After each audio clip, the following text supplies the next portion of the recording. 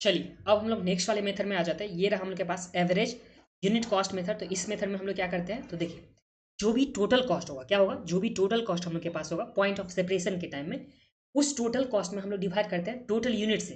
देखिए एवरेज नाम से ही यहाँ पे सजेस्ट है एवरेज यूनिट कॉस्ट मेथड। तो एवरेज यूनिट हम लोग को निकालना होगा, प्राइस निकालना होगा एवरेज यूनिट के हिसाब से। तो यहाँ पे जो भी प्राइस होगा, जो भी एवरेज यूनिट का यहाँ पे प्राइस होगा, उस वो प्राइस कैसे निकालेंगे, तो जो भी टोटल कॉस्ट होगा उसमें यूनिट से डिवाइड करेंगे तभी तो हम लोग निकालेंगे। तो यही चीज़ यहाँ पे लिखा हुआ है कि एवरेज कॉस्ट यूनिट मेथड में हम लोग क्या करते हैं कि टोटल जो प्रोसेस कॉस्ट होगा पॉइंट ऑफ सेपरेशन के टाइम में उसमें डिवाइड करेंगे total joint product, total unit of joint product. मतलब देखिए टोटल कॉस्ट में से हम लोग डिवाइड करते हैं यहाँ पे टोटल जो कॉस्ट होगा उसमें डिवाइड करेंगे टोटल यूनिट से। तो हम लोग के पास क्या आ जाएगा, पर यूनिट का कॉस्ट आ जाएगा, और इसी पर यूनिट के कॉस्ट के हिसाब से हम लोग क्या करेंगे, ज्वाइंट कॉस्ट को बांटेंगे। ये कौन सा मेथड में दे रखा हो, ये तीसरा वाला मेथड जो एवरेज यूनिट कॉस्ट मेथड है उसके हिसाब से गिवन है। ठीक है, अब इसमें इलस्ट्रेशन नंबर 2 भी दे रखा हो, तो यहाँ पे इलस्ट्रेशन नंबर 2 देख लीजिए।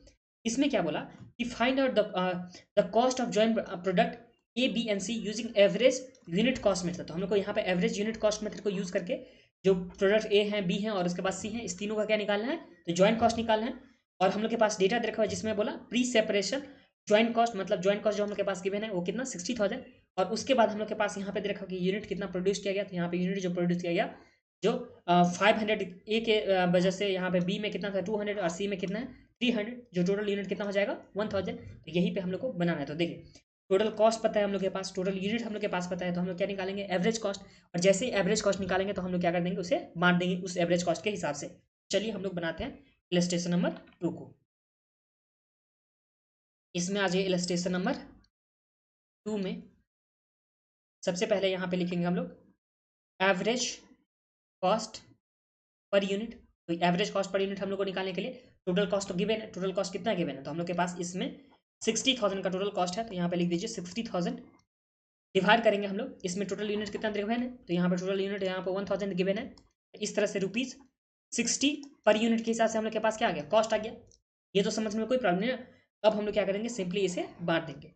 यहाँ पे चलिए बांट देते हैं। तो यहाँ पे सबसे पहले लिखेंगे हम लोग प्रोडक्ट, जो प्रोडक्ट है यहाँ पे ए है, बी है और उसके बाद हम लोग के पास सी है। इसका यूनिट लिखेंगे, तो यूनिट्स में हम लोग के पास कितना कितना गिवन है, तो यहाँ पे 500, 200 एंड 300। तो यहाँ पे लिख दीजिए 500, फिर यहाँ पे 200 और यहाँ पे लिखेंगे हम लोग 300। ठीक है, फिर कॉस्ट पर यूनिट के हिसाब से हम लोग के पास गिवन है जो कॉस्ट पर यूनिट, तो उसी के हिसाब से यहाँ पे लिखते हैं, यहाँ पे लिखते हैं कॉस्ट पर यूनिट जो गिवन है कितना 60। फिर से हम लोग के पास गिवन है 60 और उसके बाद हम लोग के पास गिवन है 60। तो कॉस्ट पर यूनिट भी हम लोग के पास आ गया।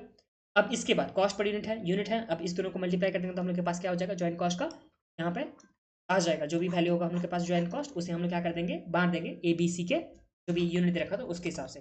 ये 500 हो गया, इसमें मल्टीप्लाई करेंगे 60 से, ये आ गया 30,000 जो आ गया प्रोडक्ट ए के लिए। फिर यहाँ पे 200 इंटू 60, ये आ गया 12,000 और यहाँ पे 300 इंटू 60, तो ये कितना आ गया 18,000। ये तीनों ही आ गया, तीनों को हम लोग जब ऐड करते हैं तो यहाँ पे जो आ गया वो कितना आ गया 60,000। तो 60,000 हम लोग के पास ज्वाइंट कॉस्ट आ गया और वो हम लोग के पास यहाँ पे सेपरेट भी कर चुके हैं। एक बार फिर से समझ लीजिए, सबसे पहले हम लोग क्या करते हैं, तो यहाँ पे एवरेज यूनिट कॉस्ट निकालते हैं। यूनिट कॉस्ट हम लोग ₹60 करके निकाले।